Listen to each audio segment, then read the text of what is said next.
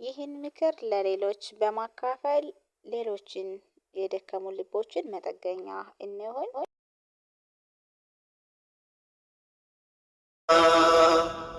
ባህር ማዶ ያለችው ውዲቷን እህቴ ደግነትን ሳስብ ማጠፋው ከፊቴ ሐሳቧን አሳክተህ ሕልሟን ሙላውና። አሰላሙ አለይኩም ወራህመቱላሂ ወበረከቱ። ውድና የተከበራችሁ የሳሙ ዩቲዩብ ተከታታይ ቻናል ቤተሰቦቼ በሙሉ እንዴት ናችሁልኝ? እንዴት ቆያችሁ? እንዴት ከረማችሁ? አልሐምዱሊላህ እኔ ደህና ነኝ። አፍያ ጤንነት እንዴት ነው? ሁሉ ሰላም ነው ወይ? ከኔ ጋር አለሁላችሁ አልሐምዱሊላህ ደህና ነኝ። አልናፈቃችሁም ወይ እላችኋለሁ። እኔ በጣም ናፍቃችሁኛል። ሰሞኑን ጠፋ ብያለሁኝ ማለት ነው። እና ሙደ ቻናል ተከታታይ ቤተሰቦቼ እንዴት ናችሁልኝ? ሁሉ ሰላም ነው? እንዴት ነው? እንግዲህ ጾምስ እንዴት ይዟችኋል? ዛሬ ደግሞ የሻዕባን ወር ጾም ጀምሯልና የጾማችሁ ካላችሁ ማለት ነው ጾም እንዴት ነው? አላህ ሱብሃነሁ ወተዓላ ጾማችሁን ይቀበላችሁ እያልኩኝ ማለት ነው። እንግዲህ ኢንሻአላህ ወደ ዛሬው ርዕሴ የምገባ ይሆናል ማለት ነው ውዶችዬ።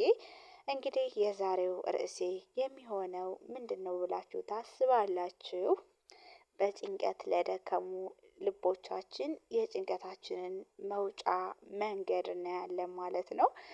ብዙ ሰው በጣም ተጨንቆ በጭንቀት ተወጥሮ ፍጥኝ ይዞት ማለት ነው እናያለን። እና ስለዚህም ለተጨነቁ ልቦቻችን ወይም ደግሞ ለደከሙ ልቦቻችን ያንን ድካምን ማንሻ ወይም ጭንቀታችንን ማስወገጃ ምንድነው እና የሚለውን እናያለን። ስለዚህ እናንተ የሚጠበቀው ቪዲዮውን እስከመጨረሻው ፍጻሜ ድረስ እንድትከታተሉ ስል በአክብሮት እጋብዛችኋለሁ ኢንሻአላህ። እንግዲህ ውድ የድን ወንድሞችና እህቶቼ በዚህች ዓለም ላይ ስንኖር በሀዘን የማይጎበኝ ልብ በጭንቀት የማይወጠር ነፍስ የለም ማለት ነው። ልብ በሉ ማለት በሀዘን የማይጎበኝ ልብ የለም፣ በጭንቀትም የማይወጠር ልብ የለም። ማንኛችንም ብንሆን ማለት ነው። እና መከራ የሰው ልጅ ህይወት አካል ነው። ነገር ግን እኛ ደግሞ ሙስሊሞች ከሌላው የምንለይበት ትልቁ ምስጢር አለን። እሱም በዱንያ ፈተናዎች ውስጥ ሆነን የጀነትን መዓዛ የምናሸትበት ሶብርና ኢማን ነው ማለት ነው። ፈተና የአላሁ ሱብሓነሁ ወተዓላ እዝነት ነው። ታላቁ ዓሊም ኢማሙ ኢብኑል ቀይም ረሂመሁላህ እንዲህ ይላሉ። አላሁ ሱብሓነሁ ወተዓላ አንድን ባሪያውን ቢፈትነው ይህ ፈተና ሊያጠፋው ሳይሆን የባሪያውን ትዕግስትና አምልኮት ሊሞክርበት ነው። ልብ በሉ ውዶችዬ፣ እኛ አሁን የሆነ ፈተና ሲያጋጥምን ትንሽ ፈተና አክብደን እምናማር ስንቶቻችንን አላህን የሚቆጣብን እና ልብ በሉ ተማሩ ማለት ነው። አንዳንዴ አላሁ ሱብሓነሁ ወተዓላ የዱንያን በር በእኛ ላይ የሚዘጋው ወደ እርሱ እንድንመለስና እርሱን ብቻ እንድንጠይቅ ስለፈለገ ነው። ጭንቀታችንን ወደ አላሁ ሱብሓነሁ ወተዓላ የሚያቀርበን ከሆነ እሱ ጭንቀትን ሳይሆን ትልቅ ጸጋን ኢማን ነው የሚሰጠን። ለምሳሌ ታዋቂ ሰዎችን ስናይ ወደ ታዋቂ ሰዎችን ለማግኘት ለመተዋወቅ እንዴት ነው ጥረት የምናደርገው ውዶችዬ? እነዛ እኮ ሰው ናቸው፣ ፍጡር ናቸው ማለት ነው። ታውቃላችሁ?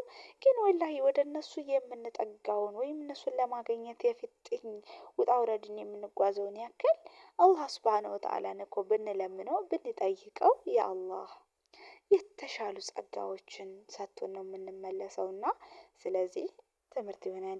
ጭንቀትን በተውሂድ ማከም ሸሁል ኢስላም ኢብኑ ተይሚያህ ረሂመሁላህ እንዲህ ይላሉ።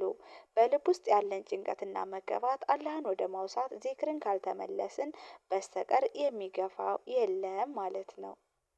መልካም፣ እኛ አማኞች ነን። ልባችንን ሊያርፍ የሚችለው በጌታችን መታወስ ብቻ ነው። ጭንቀታችንን ስብራት ለፈጣሪያችን እናቅርብ። የሰማይና የምድር ቁልፎች በእርሱ እጅ ናቸውና ማለት ነው። የነብዩ ሰለላሁ ዐለይሂ ወሰለም መመሪያ ነብዩ ሰለላሁ ዐለይሂ ወሰለም እንዲህ ብለዋል። የአማኝ ነገር ድንቅ ነው፣ ነገሩ ሁሉ ለእርሱ መልካም ነው። ይህ ደግሞ ለአማኝ እንጂ ለሌላ አይሆንም። ደስታ ቢገጥመው አላህን ያመሰግናል፣ ሽኩር ያደርጋል፣ ለእርሱ መልካም ይሆንለታል። መከራ ቢገጥመው ይታገሳል፣ ሶብር ያደርጋል፣ ይህም ለእርሱ መልካም ይሆንለታል።